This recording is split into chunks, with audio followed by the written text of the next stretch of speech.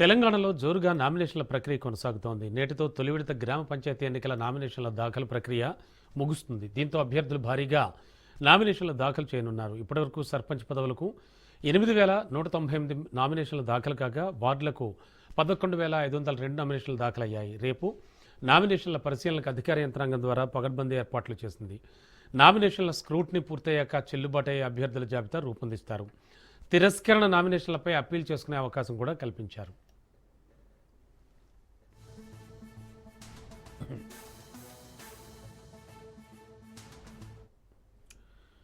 Latest info ఇదే అంశానికి సంబంధించి మా కరెస్పాండెంట్ సునీల్ లైవ్లో అందిస్తారు. సునీల్, ఏం జరుగుతోంది? రేపు నామినేషన్ల పరిశీలన అంటున్నారు.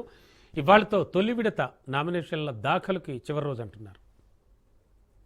ఎస్ రమణ, ఖచ్చితంగా తెలంగాణ రాష్ట్ర వ్యాప్తంగా కూడా గ్రామీణ స్థాయిలో మాత్రం ఒక పండుగ వాతావరణం అయితే చోటు చేసుకుందని చెప్పాలి. ఎందుకంటే ఇప్పటికే ఎన్నికల కోలాహలం ఒకవైపు కొనసాగుతుంది. నామినేషన్ల ప్రక్రియ యథావిధిగా జోరుగా కొనసాగుతుంది. ఇప్పటికీ దాదాపు 2 రోజుల పాటు నామినేషన్లు కంప్లీట్ కావడంతో ఈరోజు చివరి రోజు కావడంతో భారీ స్థాయిలో నామినేషన్ల సంఖ్య పెరిగే అవకాశం ఉన్నట్టు కూడా తెలుస్తుంది. ఇప్పటివరకు మొత్తం అంటే మొదటి దశ నామినేషన్ల ప్రక్రియలో ఇప్పటివరకు దాదాపు 8,198 సర్పంచ్లకు గాను నామినేషన్లు దాఖలు కావడం. ఇక వార్డు మెంబర్లకు 11,502 నామినేషన్లు వార్డు మెంబర్లకు దాఖలు కావడం జరిగింది.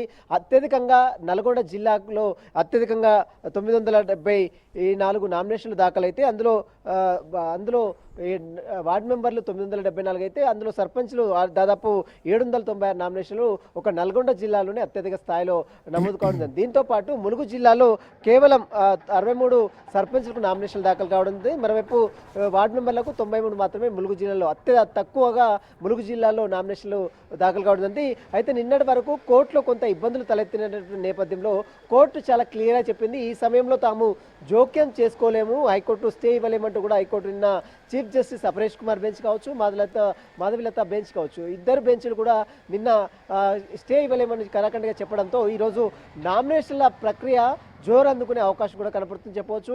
ఈరోజు చివరి రోజు కావడంతో చాలామంది అభ్యర్థులు నామినేషన్లు దాఖలు చేసేందుకు ఎక్కువగా ఆసక్తి చూపే అవకాశం ఉన్నట్లు కూడా సమాచారం తెలుస్తుంది. దీంతో పాటు ఈ రేపు మొత్తం నామినేషన్లకు సంబంధించినటువంటి స్క్రూటినీ జరుగుతుంది. ఒకవేళ రిజెక్ట్ అయితే మళ్ళీ అప్పీల్కి వెళ్ళడానికి కూడా మరొక అవకాశం కూడా ఈ ఎన్నికల కమిషన్ అధికారులు ఇచ్చారు. డిసెంబర్ 3 తేదీ వరకు పూర్తిగా నామినేషన్లు విత్డ్రా చేసుకునేందుకు మరొక గడువు ఇచ్చారు. కాబట్టి డిసెంబర్ 3 వరకు మొత్తం నామినేషన్ సంబంధించినటువంటి అభ్యర్థుల లిస్ట్ మొత్తం కూడా బయటకు వచ్చే అవకాశం. ప్రస్తుతం అయితే నామినేషన్లు మాత్రం యథావిధిగా కొనసాగుతుంది. ఈరోజు చివరి రోజు కావడంతో నామినేషన్ల గడువు కొంత నామినేషన్ల ప్రక్రియ కొంత వేగవంతం కూడా కావడం జరుగుతుంది. ఈరోజు సాయంత్రం వరకు కూడా నామినేషన్లకు సంబంధించినటువంటి అభ్యర్థుల జాబితా కూడా మరింత పెరిగే అవకాశం ఉంది. రాష్ట్ర వ్యాప్తంగా కూడా ఇప్పటికే స్టేట్ ఎలక్షన్ కమిషనర్ రాణి కౌముది కూడా ఎప్పటికప్పుడు అధికారులతో వీడియో కాన్ఫరెన్స్లో సమావేశం నిర్వహిస్తున్నారు. ఎక్కడ ఎలాంటి ఇబ్బందులు తలెత్తకుండా నామినేషన్స్కి వస్తున్నటువంటి పత్రాలు కావచ్చు, వాటికి సంబంధించినటువంటి అన్ని డీటెయిల్స్ ఖచ్చితంగా తీసుకోవాలి. ఒకవేళ ఉంటే మాత్రం ఖచ్చితంగా రిజెక్ట్ అయ్యే అవకాశం ఉంది. 1-2 సార్లు పూర్తిగా పరిశీలించిన తర్వాత వారికి సంబంధించినటువంటి నామినేషన్లకు సంబంధించినటువంటి రిపోర్ట్స్ మొత్తం కూడా తీసుకోవాలంటూ కూడా ఇప్పటికే అధికారులకు దిశానిర్దేశం చెంది. దీంతో పాటు అటు డీజీపీ శివధర్ రెడ్డి కూడా ఇప్పటికే అన్ని అధికారులతో, ఎస్పీలతో, కమిషనర్లతో ఇప్పటికే సమావేశం నిర్వహించారు. కాబట్టి మొత్తం మీద నామినేషన్ల ప్రక్రియ మాత్రం జోరుగా ఉంటుంది. ఈ రోజుతో చివరి రోజు కావడంతో నామినేషన్లు మరింత పెరిగే అవకాశం కనబడుతుంది. Ramana, thank you Sunil.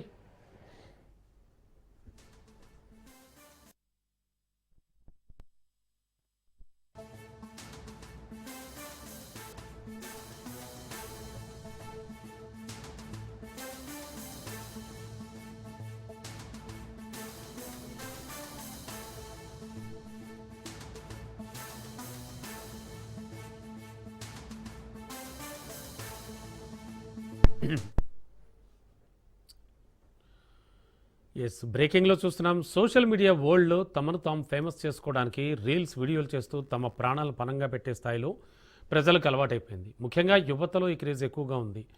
అలాంటి ఘటన ఒకటి సోషల్ మీడియాలో వైరల్ అవుతోంది. అందులో అత్తాపూర్కు చెందిన కుర్రాళ్ళు రీల్స్ కోసం బైక్పై డేంజర్ స్టంట్ చేశారు. ప్రస్తుతం ఈ వీడియో సోషల్ మీడియాలో వైరల్గా మారింది.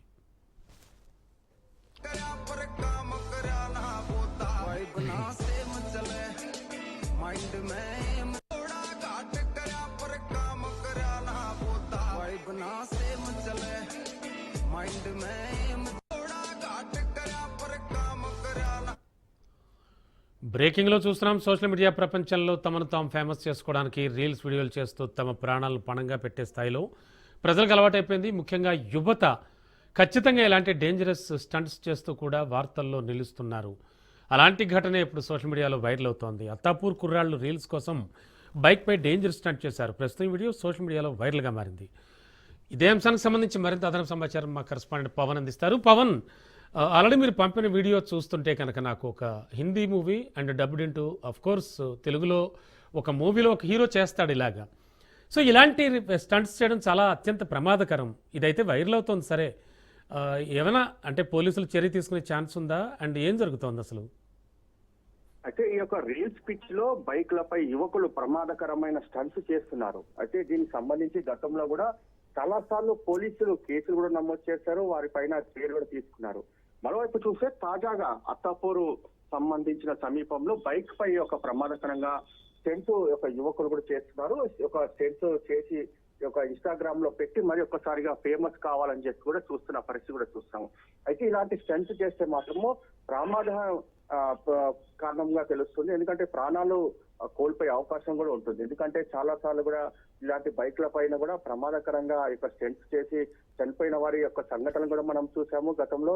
అయితే ఈసారి అవన్నీ కూడా ఆ యువకులు పట్టించుకోవటం లేదు, కేవలము ఇన్స్టాగ్రామ్ లో ఫేమస్ కావడము, అంతేకాకుండా సోషల్ మీడియాలో తమ స్టెంట్స్ చూసి తమకు ఎక్కువగా లైక్స్ రావాలని చెప్పి కూడా ప్రధానంగా వీరంతా కూడా ఇలాంటి స్టెంట్స్ కూడా చేస్తున్నారు. అయితే దీనిపైన పోలీసులు ఇప్పటికే హెచ్చరికలు కూడా జారీ చేస్తున్నారు. ఎందుకంటే ఒక సినిమా స్టైల్స్ లో తాము కూడా చేయగలం అనేది మాత్రమే ఒక ప్రాణాలను పనంగా పెట్టి ఒక స్టంట్స్ చేసినట్టుగా మనకు తెలుస్తుంది. దీనిపైన పోలీసులు చాలా సీరియస్ గా ఉన్నారు. కేసు కూడా నమోదు చేసి త్వరలో వారిని పట్టుకుంటామని చెప్పి కూడా ప్రధానంగా పోలీసులు కూడా చెప్తున్న పరిస్థితి కూడా కనిపిస్తుంది. అయితే పోలీసులు మాత్రము చాలా సార్లు హెచ్చరించారు, ఇలాంటి స్టంట్స్ చేయొద్దు అనేది మాత్రము ప్రధానంగా యువకులకు హెచ్చరికలు జారీ చేశారు, తల్లిదండ్రులు పిలిచి కౌన్సిలింగ్ కూడా ఇచ్చారు.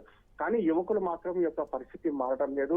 కేవలం తమను తాము ఫేమస్ చేసుకోవడానికి ఇలాంటి బైక్ల పైన ఒక్కసారిగా ప్రమాదకరమైన స్టంట్స్ చేయడము వీరి ప్రాణాలకే ముప్పు ఉందని చెప్పి కూడా ప్రధానంగా తెలుస్తుంది. అయితే దీనిపైన ఖచ్చితంగా చర్యలు తీసుకుంటాం, ఎవరైతే యువకులు ఉన్నారో వారిపైన చర్యలు తీసుకుంటామంటున్నారు. Thank you Pawan.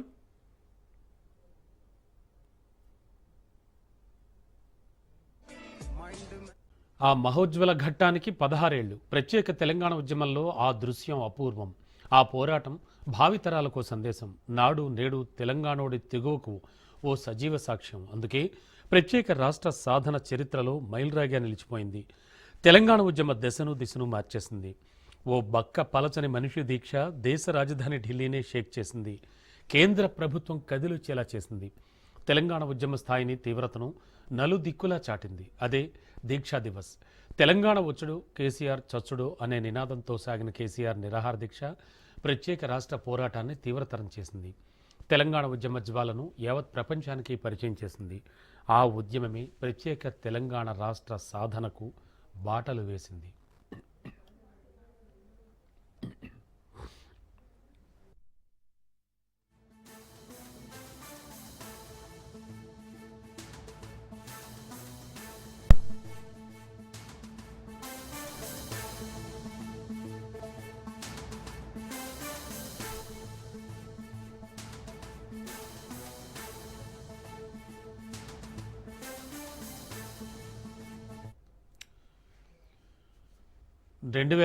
నవంబర్ 6వ తేదీన ఆమరణ నిరాహార దీక్ష చేపడతానంటూ సంచలన ప్రకటన చేశారు కేసీఆర్.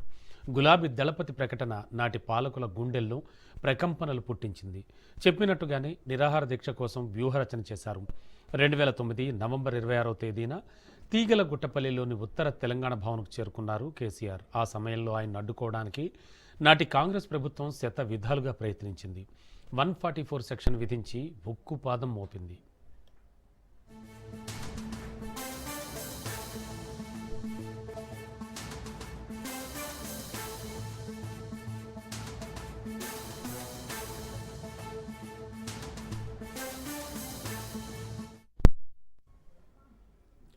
కేసీఆర్ సచ్చుడు, తెలంగాణ వచ్చుడు అనేటువంటి నినాదంతో తెలంగాణ సమాజాన్ని ఏకం చేసింది. బీఆర్ఎస్ అధినేత కేసీఆర్ ఆమరణ నిరాహార దీక్షకు దశాబ్దన్నర కాలం పూర్తయింది. 2009 నవంబర్ 29న కేసీఆర్ దీక్షా దివస్ ప్రారంభించారు. ఆ రోజు నుంచి 11 రోజుల పాటు దీక్షను సాగించారు కేసీఆర్. తెలంగాణ పోరాట చరిత్రలో ఆ 11 రోజులు మరపురానివి, ఎన్నటికీ మరువలేనివి. కేసీఆర్ దీక్ష చేసినన్ని రోజులు తెలంగాణ రగిలిపోయింది. ఆయనకు మద్దతుగా సకల జనులు రోడ్డెక్కారు. ప్రత్యేక తెలంగాణ కోసం సమర భేరి మోగించారు.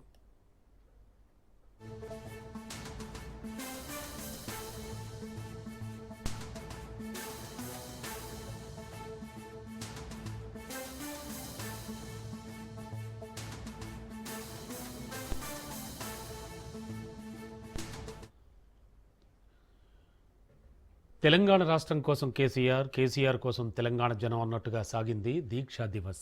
ఆ ఉద్యమ ఘట్టాలు కరుడు గట్టిన సమైక్యవాదుల్లోనూ మార్పు తీసుకొచ్చాయి. ఢిల్లీ పాలకుల మెడలు ఉంచాయి.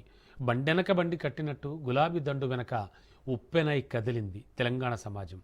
ఆ పోరు తెలంగాణను చూసి కేంద్రం దిగొచ్చింది. ప్రత్యేక రాష్ట్రం చేస్తున్నట్లుగా ప్రకటన చేసింది. డిసెంబర్ 9న తెలంగాణ రాష్ట్రం ఏర్పాటుకు ప్రకటన వెలువడిన తర్వాతే కేసీఆర్ తన దీక్షను విరమించారు. దీంతో అప్పటి వరకు కొంతమంది వరకే తెలిసిన తెలంగాణ ఉద్యమం ప్రతి ఒక్కరికి తెలిసింది. మేధావుల నుంచి సామాన్యుల దాకా తెలంగాణ దావాలనల్లా పాకింది.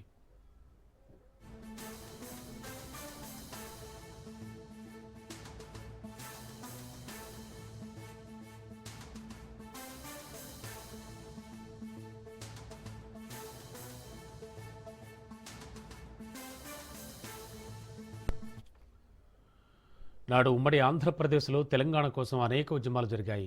తమకు జరుగుతోన్న అన్యాయానికి నిరసన తెలుపుతూ ఎన్నో పోరాటాలు చేశారు. కానీ వాటన్నింటికీ భిన్నం కేసీఆర్ దీక్షాస్త్రం. గులాబీ దళపతి దీక్ష తెలుగు రాష్ట్రాల రాజకీయాల్ని మార్చేసింది. అప్పటి సమైక్య పాలకులు కుట్రలు కుతంత్రాలతో ఉద్యమాన్ని విచ్ఛిన్నం చేసేందుకు ప్రయత్నాలు చేశారు. అయినా గులాబీ దళపతి భయపడలేదు, బెదరలేదు.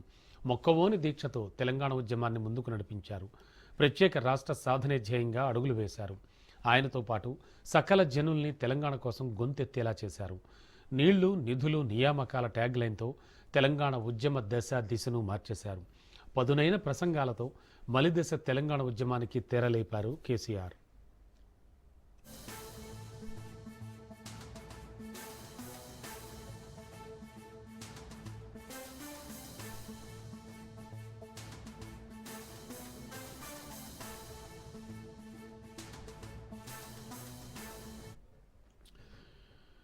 ఇనుప కంచెలు, ముళ్లబాటలు, బారికేడ్లు, గులాబీ కారుకు బ్రేకులు వేయలేకపోయాయి.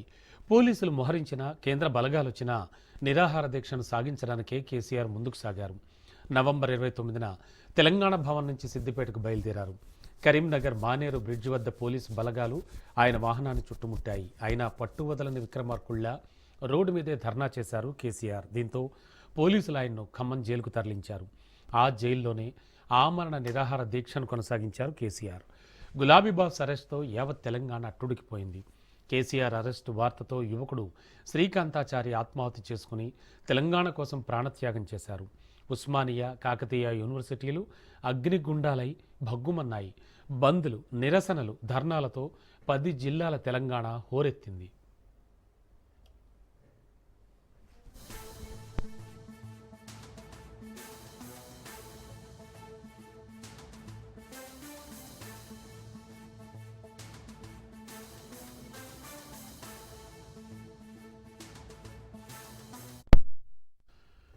డిసెంబర్ 1న తాను లేకున్నా ఉద్యమం నడవాలని కేసీఆర్ ప్రకటించారు. డిసెంబర్ 2న పార్లమెంట్లో బీజేపీ అగ్రనేత అద్వానీ కేసీఆర్ దీక్ష గురించి ప్రస్తావించారు. డిసెంబర్ 3న కేసీఆర్ను హైదరాబాద్లోని నిమ్స్కు తరలించారు. 4న తెలంగాణ వస్తే జైత్రయాత్ర, లేకుంటే నా శవయాత్ర అంటూ కేసీఆర్ ప్రకటించారు. 5న తెలంగాణ కాంగ్రెస్ సీనియర్ నేత వెంకటస్వామి, చిరంజీవి, చంద్రబాబు సహా పలువురు కాంగ్రెస్ ఎంపీలు కలిసి దీక్ష విరమించాలని కోరినా కేసీఆర్ నిరాకరించారు. దీంతో డిసెంబర్ 6న నాటి ఉమ్మడి ఆంధ్రప్రదేశ్ అసెంబ్లీలో 14F రద్దు చేస్తూ తీర్మానించారు. కేసీఆర్ ఆరోగ్యం క్షీణిస్తోందన్న సమాచారంతో తెలంగాణలోని పలు చోట్ల నిరసనలు వెల్లువెత్తాయి.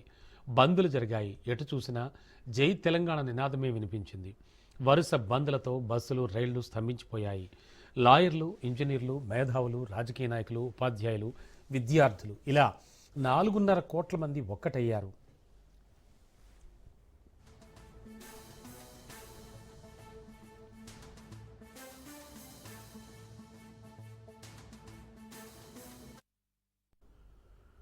మరోవైపు రోజులు గడుస్తున్న కొద్దీ కేసీఆర్ ఆరోగ్యం క్షీణించింది. దీంతో కేంద్ర ప్రభుత్వం దిగొచ్చింది. అప్పటి కేంద్ర హోంమంత్రి హోదాలో ఉన్న చిదంబరం తెలంగాణ రాష్ట్ర ప్రక్రియ ప్రారంభించామని ప్రకటించారు. ఇక ఆ ప్రత్యేక రాష్ట్రం ప్రకటన వెలువడ్డ తర్వాత డిసెంబర్ 9న కేసీఆర్ ఆమరణ దీక్షను విరమించారు. అనంతరం సీమాంధ్రలో సమైక్యాంధ్ర కోసం ఉద్యమాలు మొదలు కావడంతో ప్రత్యేక తెలంగాణ రాష్ట్ర విషయంలో మళ్లీ 23వ తేదీన కేంద్రం వెనక్కి తగ్గింది. కేంద్రం మాట తప్పినా కేసీఆర్ చేపట్టిన ఆమరణ దీక్ష స్ఫూర్తిగా తెలంగాణ పల్లెలన్నీ ఏకమయ్యాయి. ఉద్యోగులు, కార్మికులు, ప్రజలు సమరభేరి మోగించారు. ఆ పోరాట ఫలితమే నవ తెలంగాణ.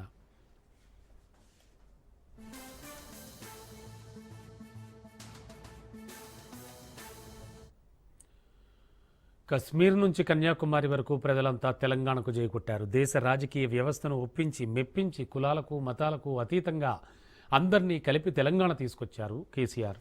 తెలంగాణ ఇచ్చిన ఘనత కాంగ్రెస్దైతే తెలంగాణ తెచ్చిన ఘనత మాత్రం ముమ్మాటికి కేసీఆర్దే.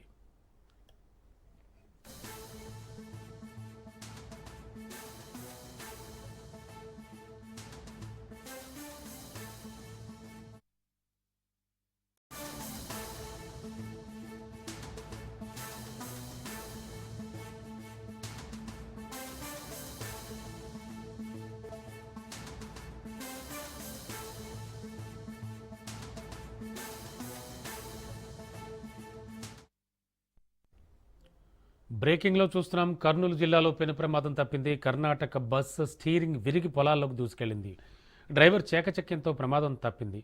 బెంగళూరు నుంచి మంత్రాలయం వెళుతుండగా ఈ ప్రమాదం జరిగింది. ప్రమాద సమయంలో బస్సులో 29 మంది ప్రయాణికులు ఉన్నారు. ప్రమాదం నుంచి బయటపడడంతో ప్రయాణికులు ఊపిరి పీల్చుకున్నారు.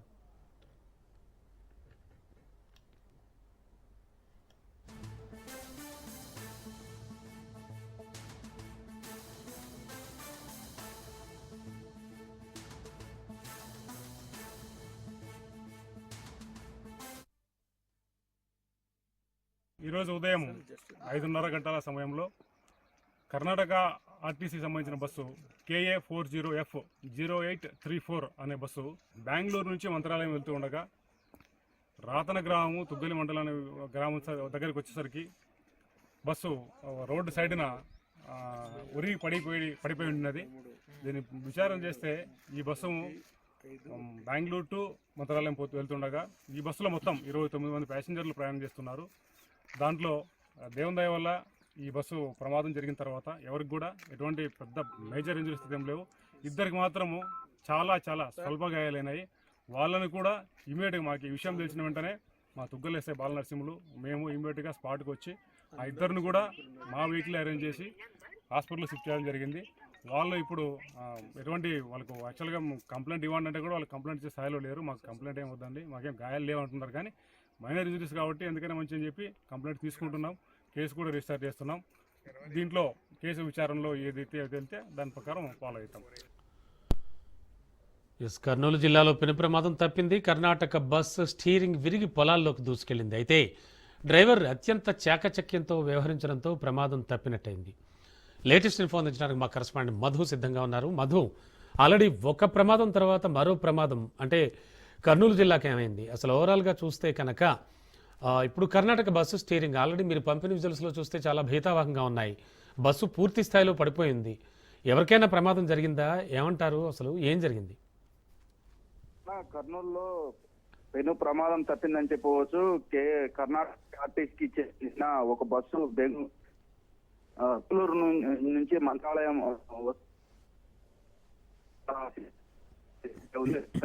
స్టీరింగ్ విరిగిపోవడంతో డ్రైవరు అప్రమత్తమై చాకచక్యంగా బండిని పొలంలోకి దించడం కూడా జరిగింది. అయితే పూర్తిగా బండి తిరగబడిన పరిస్థితి కూడా కనిపిస్తా ఉంది. దీంట్లో అందరే అక్కడ ఉండే ప్రయాణికులకు స్వల్పంగా గాయాల పాలై ఊపిరి పీల్చుకున్నారు. మంత్రాలయం రాఘవేంద్ర స్వామి తమను రక్షించాలని కూడా కర్ణాటక వాసులు చేస్తున్న పరిస్థితి అయితే నెలకొంది. అయితే ఈ స్టీరింగ్ విరిగిపోవడం అంటే ఏదైతే గ్యారేజ్ నుంచి బస్సు తీసుకున్నప్పుడే అన్ని చెక్ చేసి పంపించుకుంటారు. ఇలాంటి అదేవిధంగా స్టీరింగ్ కట్ కావడం అంటే మామూలు విషయం. అది దెబ్బతింటుంటే ఇప్పుడు కట్ అయ్యే పరిస్థితి అయితే లేదు. అయితే ఈ ప్రమాదాలను బస్సులో కేఎస్ఆర్టీసీ కావచ్చు, తర్వాత ఈ ఆంధ్రప్రదేశ్ రోడ్డు రవాణా సంస్థ ఆర్టీసీలు కావచ్చు, ఇవి బస్సు బయటికి వస్తుందంటే ఆ గ్యారేజ్ లో అంతా ఫిట్నెస్ తీసుకొని బయటికి వచ్చే పరిస్థితి అయితే ఉంది. కానీ బస్సులో ఆ విధంగా ఉండే పరిస్థితుల్లో లేవు. ఈ సంఘటన చూస్తున్నట్లయితే ఏదైతే పెద్ద పెను ప్రమాదమే తప్పిందని చెప్పవచ్చు. లేకపోతే స్టీరింగ్ విడిపోతే ఇంకా చేసేది ఏం లేదు. దానికి సంబంధించి పూర్తిగా ప్రమాదం జరిగే పరిస్థితి అయితే ఉంది. కానీ డ్రైవర్ కొద్దిగా చాకచక్యంతో వ్యవహరించడంతో వీరు ప్రాణాలతో బయటపడ్డారని కూడా చెప్పవచ్చు. ఓవరాల్ గా చూసుకున్నట్లయితే ఈ రోడ్డు ప్రమాదాల పైన అటు ప్రభుత్వం చర్యలు తీసుకోవాల్సిన అవసరం ఉంది. అధికార యంత్రాంగము ఏదైతే అధికార యంత్రాంగం కూడా పూర్తిగా నిర్లక్ష్యంగా వ్యవహరిస్తున్నట్లు కూడా కనిపిస్తుంది. ప్రతిరోజు ఒక ప్రమాదం చోటు చేసుకుంటూనే ఉంది. దాంట్లో చనిపోతూనే ఉన్నారు. అయితే ఆ కుటుంబాలకు తీరని శోకం మిగులుస్తా ఉన్నారు. ఏదైతే ప్రయాణికులు కూడా వారు జాగ్రత్తల్లో ప్రయాణించాల్సిన అవసరం ఉందని చెప్పేసి కూడా చెప్తున్న పరిస్థితి అయితే ఉంది. ఏదైతే నిర్లక్ష్యము వాహనాలను ఎప్పటికప్పుడు పరిశీలించుకోవడము, తర్వాత సేఫ్టీ ఉన్న వాహనాలనే ప్రయాణాలు చేయాలని కూడా చెప్తున్న పరిస్థితి అయితే ఉంది. అయితే మొత్తం మీద చూసుకున్నట్లయితే ఈ రోడ్డు ప్రమాదాలకు ఖచ్చితంగా రోడ్డు ప్రమాదాల నివారణ చర్యలు చేపట్టాలని చెప్పేసి పలువురు అభిప్రాయం వ్యక్తం చేస్తున్న పరిస్థితి అయితే ఉంది. ఇటు పోలీస్ శాఖ కూడా రాత్రిపూట ఎవరైతే ప్రయాణిస్తుంటారో వారిని గతంలో స్టాప్ అండ్ వాష్ అనే ఒక కార్యక్రమం పెట్టేవాళ్ళు. ఏదైతే వాహనం వస్తుందో ఆ వాహనాన్ని ఆపి డ్రైవర్ కు ఫేస్ వాష్ చేయించుకొని ఒక టీ ఇచ్చి పంపించేవాళ్ళు ఈ హైవేలలో. ఆ కార్యక్రమాలు తరచూ చేపడుతుంటే కొద్దిగా ప్రమాదాలు నివారించవచ్చు అంటున్నారు. అదేవిధంగా బ్లాక్ ఏదైతే యాక్సిడెంట్ స్పాట్స్ ఉంటాయో ఆ స్పాట్స్ ను గుర్తించి అక్కడ నివారణ చర్యలు చేపట్టాలని చెప్పేసి ప్రతి చోట మలుపుల వద్ద ఇక్కడ మలుపు ఉందని చెప్పేసి దిక్సూచీలు లాగా ఏవి లేవు. అవి ఆ విధంగా సూచనలు ఇచ్చే బోర్డులను కూడా ఏర్పాటు చేయాలి. అదేవిధంగా మొత్తం మీద ఈ బస్సులు కానీ ఏదైనా వాహనాలు కానీ బయటికి వస్తున్నప్పుడు డ్రైవర్లు ఏ కండిషన్ లో ఉన్నారు, వారు మద్యం మత్తులో ఉన్నారా లేకపోతే నిద్రమత్తులో ఉన్నారా అని ఒక్కొక్క చోట ఏదైనా ఒక స్పాట్లు పెట్టి ఆపి వాళ్ళను తనిఖీ చేస్తే ఈ ప్రమాదాలు తగ్గించవచ్చు అని చెప్తున్న పరిస్థితి అయితే నెలకొంది. ఓవరాల్ గా చూసుకున్నట్లయితే ఈ కర్నూలు జిల్లా ఈ తుగ్గలి రాతన దగ్గర ఒక పెను ప్రమాదం తప్పిందని చెప్పవచ్చు. Ramana, thank you Madhu.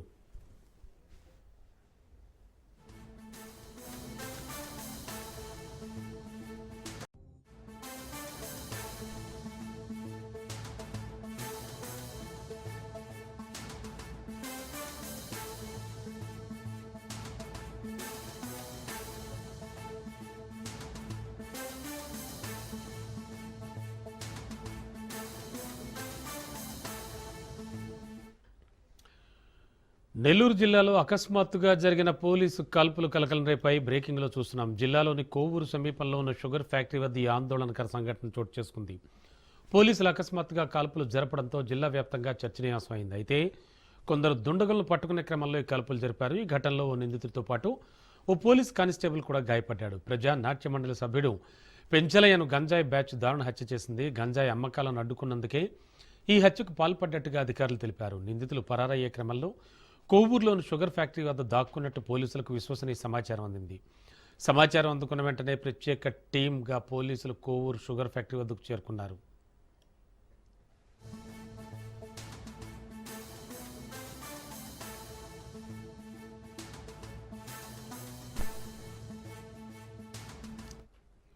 అక్కడ నిందితుల కోసం గాలింపు చేపట్టారు. ఈ క్రమంలో పోలీసులకు దుండగులు ఎదురుపడ్డారు. ఇక దుండగులు పోలీసులపై దాడికి దిగారు. పదునైన వస్తువుతో పోలీసులపై దాడి చేయడం మొదలుపెట్టారు. అనుకోని దాడితో పోలీసులు అప్రమత్తమై వారిని నిలువరించడానికి బాహాబాహికి దిగారు. ఈ క్రమంలో ఆదినారాయణ అనే కానిస్టేబుల్ గాయపడ్డాడు.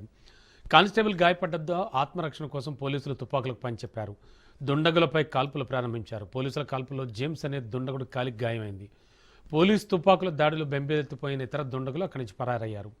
పరారైన నిందితుల కోసం పోలీసులు గాలిస్తున్నారు.